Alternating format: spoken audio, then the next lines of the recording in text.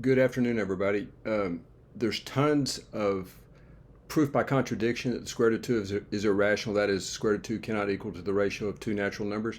I'm here to show you a direct proof that I was very impressed with. I didn't come up with this on my own, but it is a direct proof. We don't have to do a proof by contradiction on this. Now, we start with a very simple statement here. 2 is certainly trapped between 1 and 9 over 4, right? So there's no doubt about that. The square root function is an increasing function, so when we take the square root of both sides, we see that the symbol we call the square root of 2 is trapped between 1 and 3/2. In other words, square root of 2 is strictly greater than 1 and strictly less than 3/2. Now, what I'm trying to do is just show you that no matter which x and y's you choose, their distances will always be greater than 0. Okay, that means that there would not be an x over y or a rational number that was equal to this. Okay, and of course x and y are chosen to be integers. We also choose to be the quotient in natural numbers, folks. By that I mean numbers greater than 0, integers greater than 0, like 1, 2, 3, 4, 5 ad infinitum. Now, now we're going to select any rational number in that interval, and that can be done. The rational numbers are what they say dense in all numbers and all the real numbers. So you can find an x over y. For example, 11 over 10, right, would be an example of a number that was trapped between 1 and 3/2. Okay. Now, so we set out to we do some algebra on this difference here. The square root of 2 minus the quotient. This piece right here is just the common denominator. Just common denominator. We wrote square root of 2, y over y, they cancel. So we wrote this pair of fractions, or this pair of terms, as a single fraction. Now right here, this is a trick a lot of y'all have probably seen. You may already notice what I did, but I'll just go ahead and write it down. What I did is just multiply through by the conjugate. They call it the conjugate in many contexts. So in other words, what happened here is we did the square root of 2 y minus x all over y, or I'm just taking what appears inside the absolute value bars there, all over y. Okay, and we multiply the top and the bottom. In other words, we multiply by a cleverly disguised version of 1 here. So we multiply by just this with the sign flipped. So this would be the square root of 2 y plus x, right? The only difference is that there's a plus sign. The minus sign gets replaced. And again, you've heard of complex conjugates. This is also a conjugate too. And so you can't. This would be illegal because you're multiplying through by something that's not equal to 1. But if you also put that object in the denominator, square root of 2 y plus x.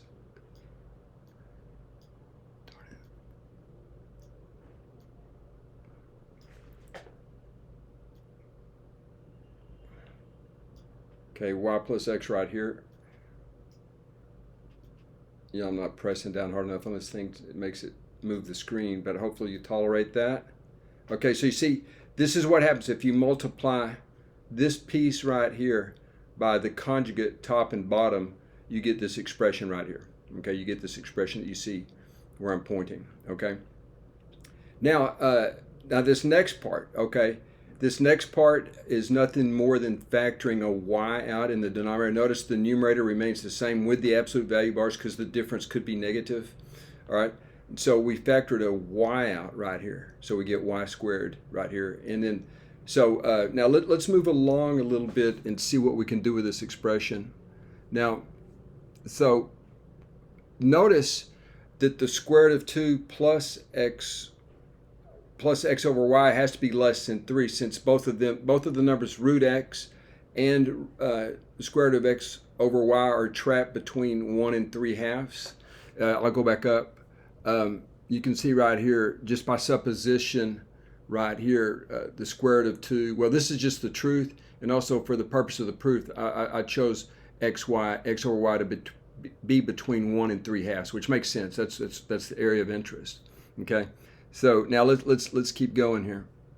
All right. Now this part right here might look a little unnecessary, but we need to establish a bound. All right, and so this piece is true, but based on what I just told you. Now, another thing that's useful right here to notice is this property of inequalities, where you can reverse the sense of the inequality when you reciprocate.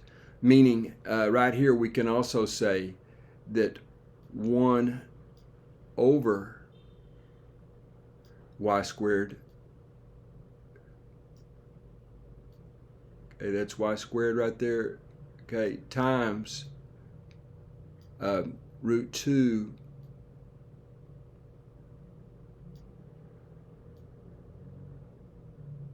that's root 2, folks, plus x over y.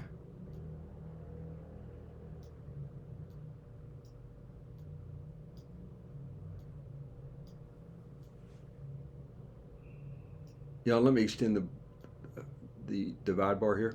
Okay.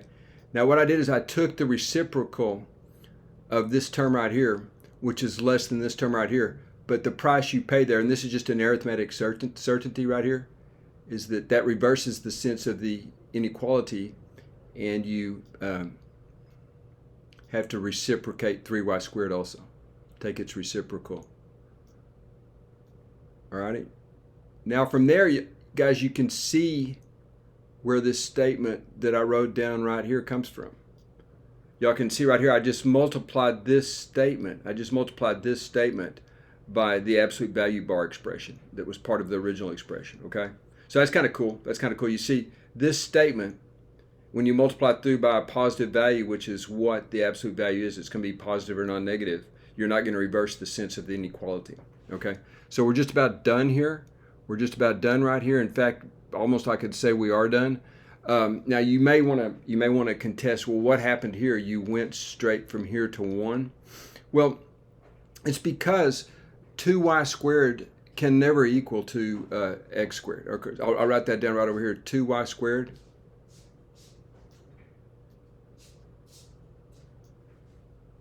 And that requires some proof, actually. It's not too hard to see that that's true. But if 2y squared were equal to x squared, okay, let me go ahead and just write the negate right there. Now notice if 2y squared were equal to x squared, we would have 0 right here, which would invalidate our bound. Greater than 0, great. That's not much of a bound, you know. But well, actually, it might be okay for the nature of this proof. But just for the sake of completion here, 2y squared would have an odd number of factors of 2, okay? Because y squared itself would have an even number of factors of 2 if it had any at all, right? So there would be an odd number of factors of 2 here and an even number of factors of 2 right here, okay? So what we've shown is we've established a lower bound, and it's a very crude one. Actually, if y and x were 1, that's the only time this would be equal to 1. After that, you know, this is going to be a better lower bound for an estimate. So you could think of this as an estimate, but what we've really shown right here is that, let me see if I can get this written down here. The square root of 2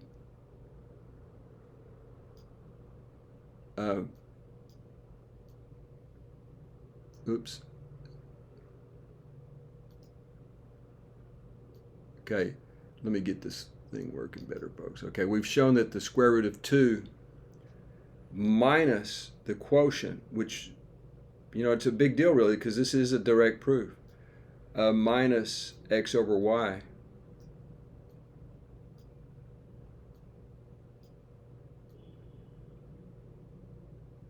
has this bound. I mean, it has this bound, and it means that x, I'm just kind of rewriting it right now, but I'm just doing it for emphasis here. So 1 over 3y squared. Remember, we know that y is not equal to 0. It's a natural number, right? Okay. So what that means is the square root of 2, the consequence here is that the square root of 2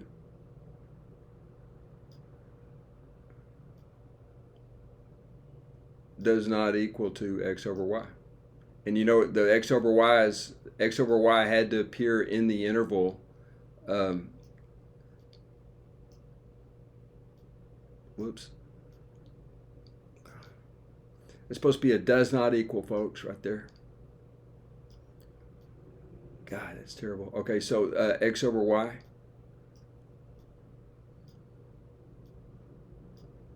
All right, now, and just to, you think, well, okay, that's not satisfying, but notice that x over y is contained in the interval.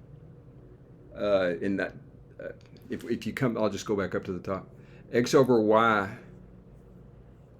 is contained in the interval 1 to 3/2 where it has to be, right? X over y is contained right here between 1 and 3/2 because that's where the square root of 2 is. So that's the only thing we're actually interested in here. So I'll see if I can write that down. We have x over y